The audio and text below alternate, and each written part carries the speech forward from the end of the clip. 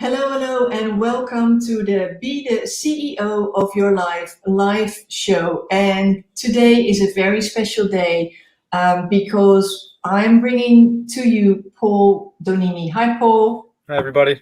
Thanks for having me. So, this show, Be the CEO of Your Life, is all about how you, as a busy, ambitious entrepreneur and leader, can get more results in less time. So, in this show, you will find things that will help you to elevate your business, that will help you to create more time, and basically, that will help you to enjoy your life and your business more. And I have a very special guest with me today. Paul, can you quickly introduce yourself? Hi, I'm Paul Donini. I work for data screening, and we do background checks. I'm really happy to be here. Great. Thank you so much. Oh, and Vinay is here. Hi, Vinay. Good to see you. So today we're going to talk about something that I was really shocked by, actually, because it didn't occur to me, which is strange. But that's why I'm having you here on the show, Paul, because I'm pretty sure that with me, many other business owners don't think of this. And this is, how do you ensure that you're hiring the right team members? So what I mean by that, it's one thing to go over the resumes, to have a conversation with someone, and then you're about to hire them. But then there is an extra step, and that's where you come in. So Yeah. tell us what it is you do so that we make sure that we have the right people on the team.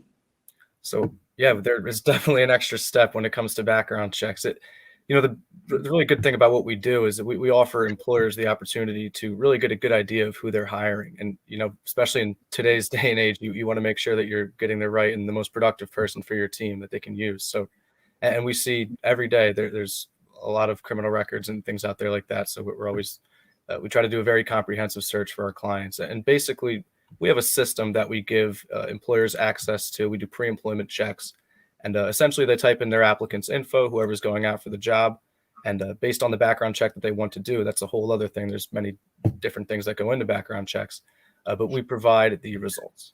So this is what you do. So it's very comes easy to you. But one step back. So I'm hiring someone and I'm saying to you, hey, Paul, I want to hire Ed. Ed looks like the right candidate to me. And you go like, well, wait a second. I want to do a background check. Now tell me, why would I need a background check? Because I trust him. He looks nice. Why would I need a background check? Because you'd be surprised. We've seen this time and time again where our clients will previously they didn't want to do background checks, and they'll have a hire that they thought they liked, and then it turns out that they were trouble from the start. They'll get arrested during their time of employment, and you really want to make sure that you don't go through any of that, because of course it's time and money on your hands that you really don't have to deal with. So that is really very important to check out anybody that you're hiring, especially when they're dealing with your finances and your company, because as business owners as well, that's your whole life. You want to make sure that every asset of it is to your liking. So, and the great thing too, I may have mentioned it to you, Yvonne, about 98% of companies are now doing background checks. It's increasingly popular ever since probably around the 80s. It really spiked up.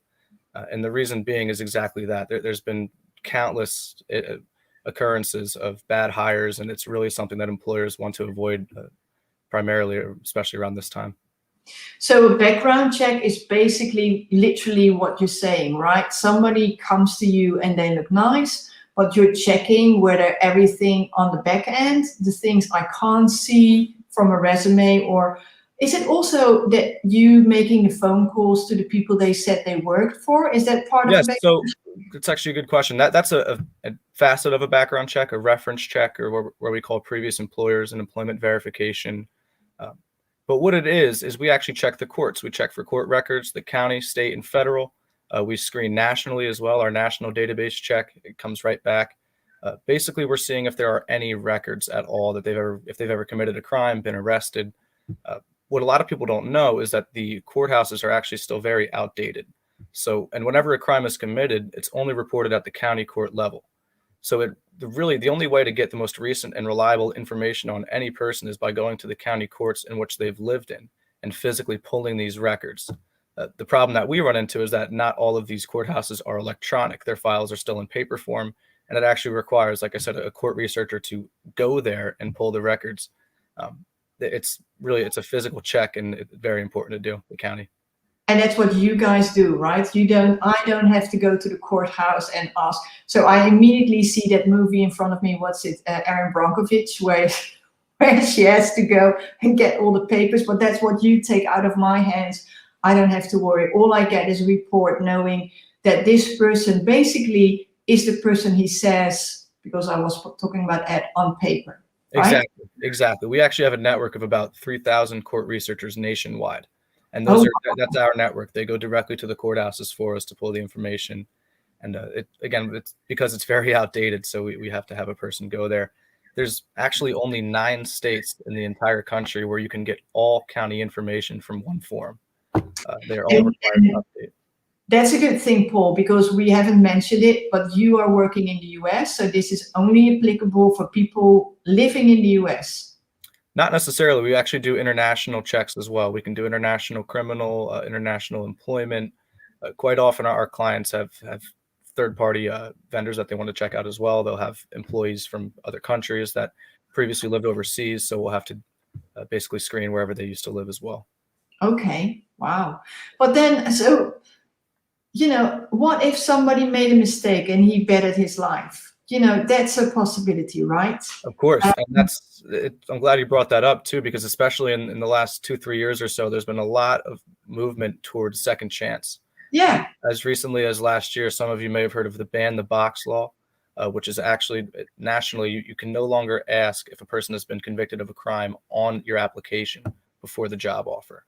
So It's really just giving the opportunity to give a second chance. And just like you said, people make mistakes. Not everybody is a criminal at heart, of course. So it's really up to the employer. We simply report, we find the information and give it to our clients. And then they, of course, make the determination if they want to hire them or not.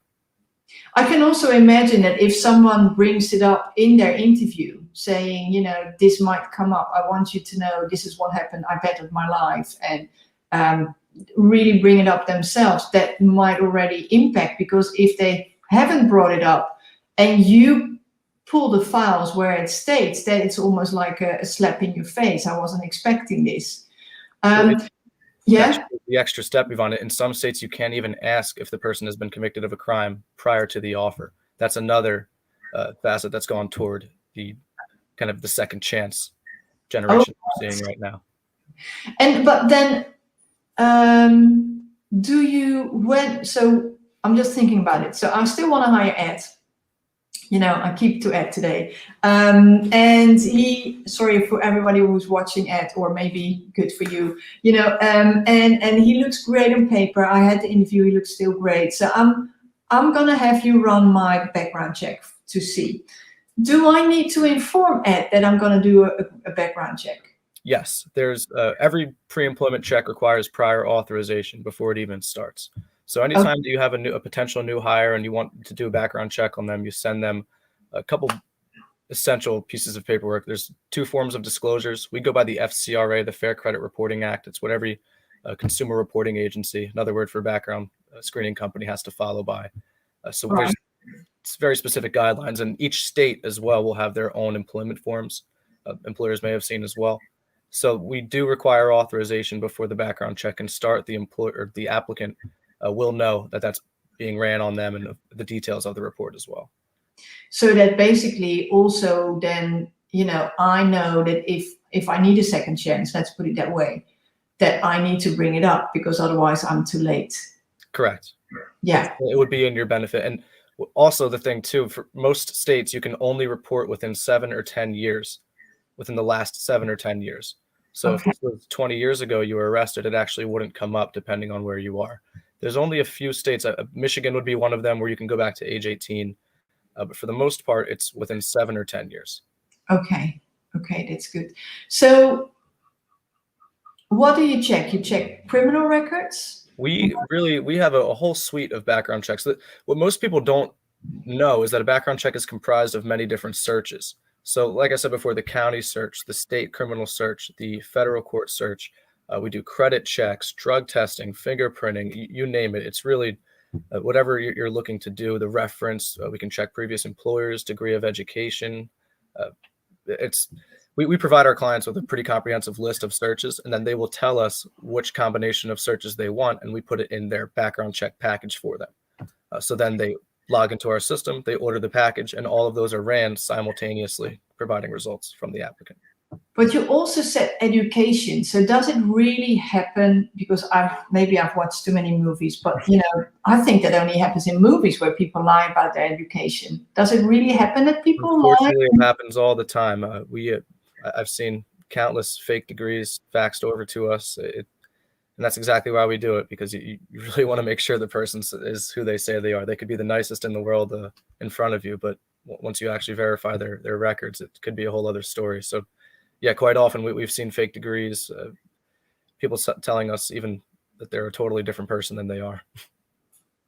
So is identity theft, is that then something that comes up? No, I wouldn't say so. That's something else, right? That's a good question. It's really up to the employer if they want to pursue any kind of wrongdoing by the applicant in terms of their reporting, because of course it's really their own fault. We will find out if they're not telling the truth, and then we'll tell the employer, and then they don't get the job. So most people will try to, of course, provide all the information that they can, but it's all contingent on the actual person getting the job. So it's almost not in their interest to do that. Yeah, I understand. But so let's say Ed turns out to be Fred or whatever, he wasn't the person that I thought he was. Then do I need to tell him that that it's because of the background check, or can I just then say, sorry, it's not going to happen? Are there any guidelines? So there's actually a formality involved whenever denying employment based on a background check. It's called the adverse action process. And a lot of companies, I'm surprised every day, I'd say maybe 60% of all of the companies I talk to are not doing this right now. Okay. The problem is there's a series of 2 letters that you have to send to the applicant whenever something comes up on the report and you can't hire them, or you have a question about it. So what you do, the first thing you would do is you see the report, you can't hire the person, you send them what's called the pre-adverse action letter initially. It's just a short brief saying that something was found on the report, they might not get the position. And then the law states you actually have to provide them with a full copy of the background check to look at, as well as a copy of their FCRA rights to refer to. From there, you would wait 5 business days. If you do not hear from the applicant, they don't dispute what was found on the report, you can then send the final notice, which is just the adverse action letter. And that's basically the same thing. Copy of the report, their rights, just saying they won't get the job. So it's contrary to what most people think and are actually doing. You can't just call them up and say, hey, I'm sorry, we found something on your report. You're not getting the position, unfortunately. You have to go through the adverse action process. It's really just a formality, giving them the opportunity to dispute whatever was found on the report. But I think it's also a decent thing to do if you've got a lot of dirt. I don't know. I think, I'm just thinking about it. It's a difficult situation. Maybe I'm very naive. I can't imagine this to happen, but it might happen all the time, because otherwise you would be out of a job if it would never happen, right? Yes, it really depends on the industry that my employers are in, but they deny employment very often. It's very, very common for, of course, records to come up, for people to almost fudge their own information. You wouldn't believe some of the things that we've received, like those fake degrees I was telling you about before, and the aliases that we didn't know about. It goes on forever. And do I need to be, when would you recommend me to do a background check?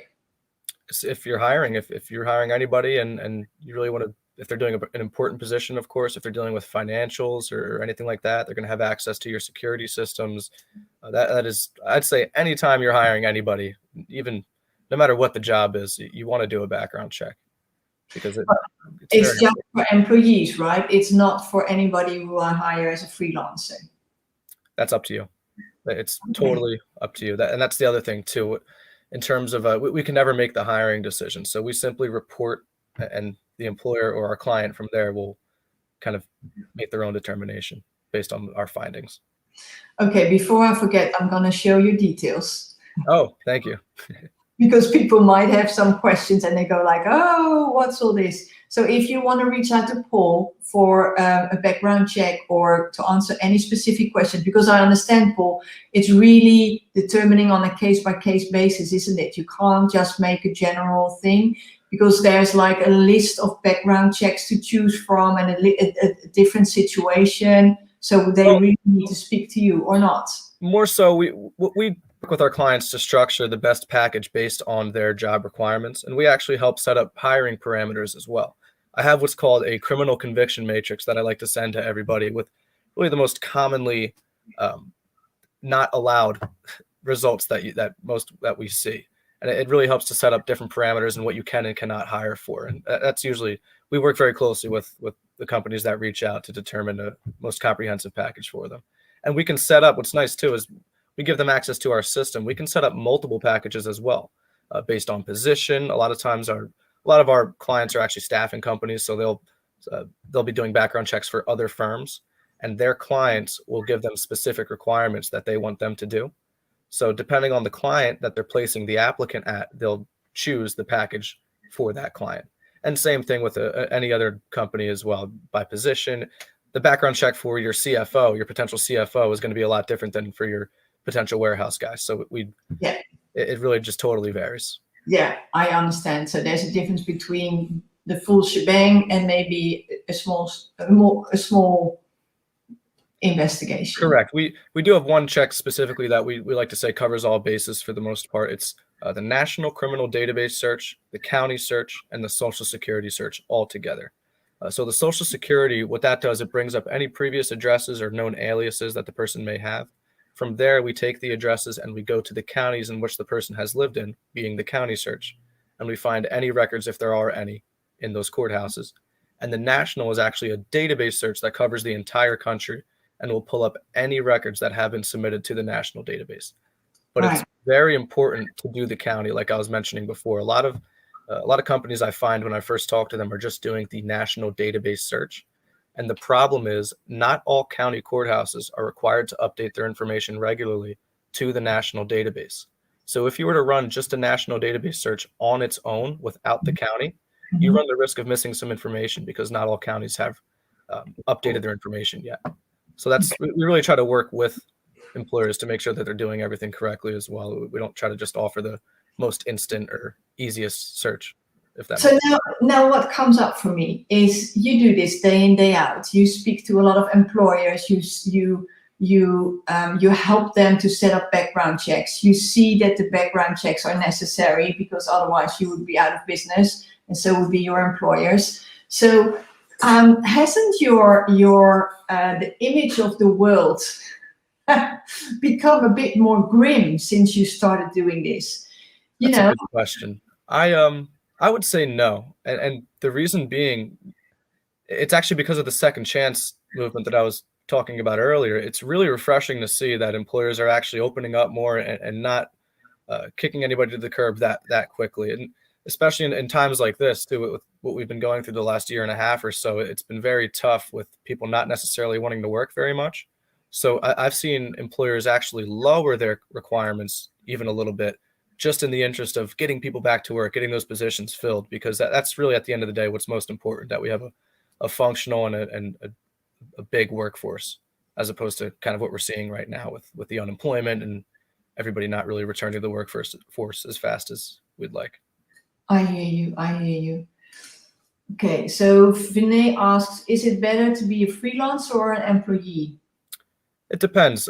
If you're a freelancer, very good chance that the company that you're working outside for will still want to process a background check. So it really just depends on the company that you're working with, what their requirements are.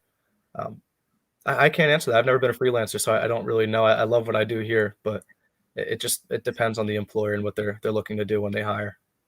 I think, from my point of view, and Vinay, if you're seeing this differently, also let me know.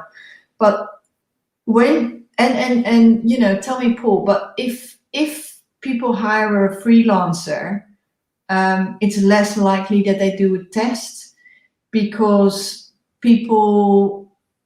I'm just thinking out loud. I would say no. I would say it doesn't actually make very much of a difference. Anytime there's a hire of any kind, there's usually a background check ran. And especially, I would argue a freelancer is almost more important, because you're having somebody work outside of your office. They're having access to your information while not necessarily being next to you all the time. So that'd be a very important position to screen, in my opinion.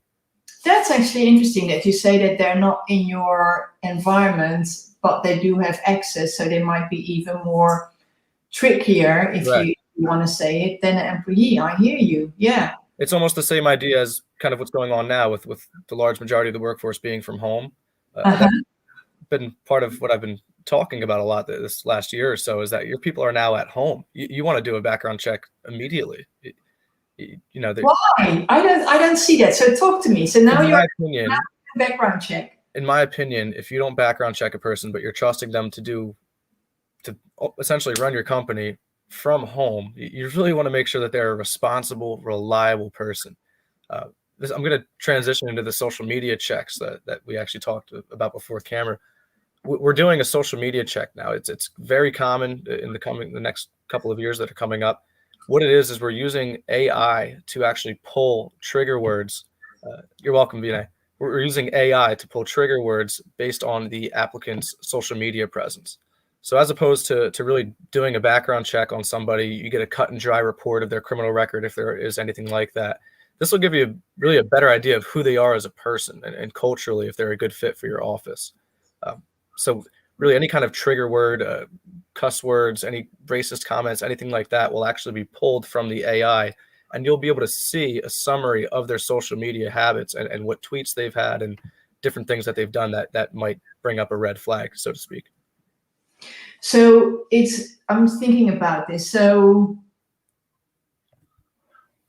basically, it is what I do privately, because I'm you know, I mean, my social media presence is a lot to do with my business, but if I'm an employee, it's a lot what I do privately. So me sharing cat videos is not going to get me banned, I'm pretty sure. No. But me, so give me an example of what could be harmful that, you know, I'm posting or reposting or commenting on. So yeah. Any kind of racist or really, I guess, any kind of banter like that would come up. That's really what the AI will pull. Drug references is a big one that we'll see. Really any activity that has to do with criminal entities, anything like that. I'll actually pull up the report here. I'm not going to bring it up. But yes, we can give summaries of any tweet. You'll be able to see their posts, literally see their posts of what, if there is a trigger word associated with that post. And not only that, it also reports good posts too. We look for positive posts as well. So that'll definitely be included. And at the end of the day, like I said before too, it's really up to the employer what they want to hire for. So, you know, you could get a background check or a social media report with a really not so great results, but if the employer doesn't necessarily care that much, it's just totally up to whoever's hiring.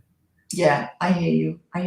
So Vinay, I think you need to tell me a bit more about what your question entails so we can touch on it later, because I'm not really sure. But Paul, to talk about your what you're saying now, I really like that it's also positive, that people can say positive things that positively influences their chances to get hired. But it is a bit big brother, you know, they're watching you, isn't it? If you look at it like that, yes, but also the social media, I have to say most companies are not doing this yet. It is a little bit newer, but it's gaining popularity very fast. Right. Well, I must admit, you know, spending a lot of time on LinkedIn, I sometimes see people making a comment, and I'm thinking, wow, are you really making this comment with your picture next to it, and you really want to be associated with what you're saying here on in the open, so to say? So in a way, I totally get it, because I've often been surprised, and you know, I've done a lot of career coaching where I always said to people as well, be aware of what you say as well as online, because once you say it, it can't be undone. So I get that. It's just, yeah, I think it's something to be aware of. Okay, let's see, because Vinay asked, what issues do freelancers face?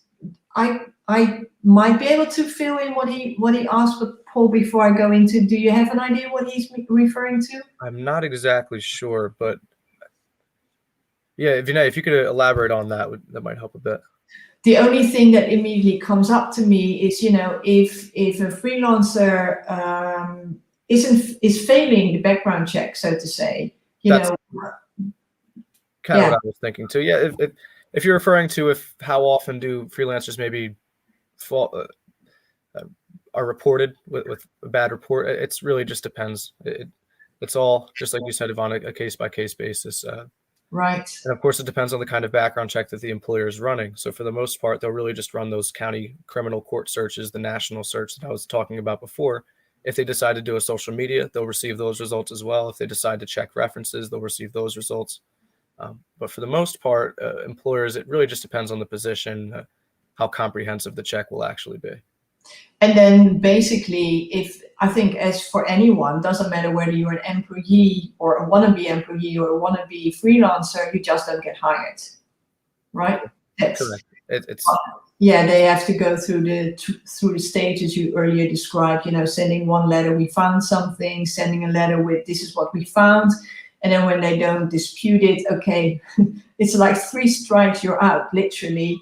This is what we found, and on that basis, we decided not to offer you the position. Whether it's something comes up on the background check, you send the initial pre-adverse letter, you wait to hear back from them. If they do have a rebuttal of any kind, you make your determination based on what they said to you in response to the report. Yeah. If you still cannot hire them, then you send them the final notice, the adverse action letter. Right. Okay. So I have one final question before we round it up. Now, can everybody get a background check? Meaning, can solopreneurs, can small, medium, I get the Fortune 500 companies, I get that. But the smaller companies, would you still recommend? Yeah, absolutely. Especially with a smaller firm, any employee that you hire is going to be I'd argue, a much more essential part of your operation than if Amazon were to hire somebody. So that even more so, that the reason that you would want to do a background check, they're going to be any small company, any hire that you make is very, very important to your process. And you want to make sure that you don't mess that up in any way by hiring the wrong person. So I'd say it's much more important, even on a lower level, just because of the volume of the role that the person is going to be having within your company. I hear you. Great. So before we round up the show, is there anything that I forgot to ask you or that you still want to offer, still want to share? Yeah, real quick, our company, we've been around almost 30 years. Excuse me. We're a woman-owned firm. We're part of WeBank, the Woman Business Enterprise. A lot of our business comes from there. And we also deal largely, like I mentioned before, with staffing firms. So a big part of ASA, we can work with any company. The reason I love what I do is our services apply to anybody. I have clients that are restaurants. I have clients that are almost Fortune 500 companies. It totally varies. And the nice thing too is it's totally free to sign up with us. You only pay when you run a background check. There's really no contractual obligations or anything like that. And yes, any employer absolutely can use us. It's just if they want to check out their new hires and that. So in short, we should all run a background check on the people we want to hire, whether it is an employee or a freelancer, because that gives us better insights beyond the resume, beyond the interview, to know who we actually getting on board. Correct. Yeah. Definitely. Thank you so much, Paul, for today's interview. I really enjoyed it. And if you've been watching, looking forward to seeing you tomorrow, same time, same place here.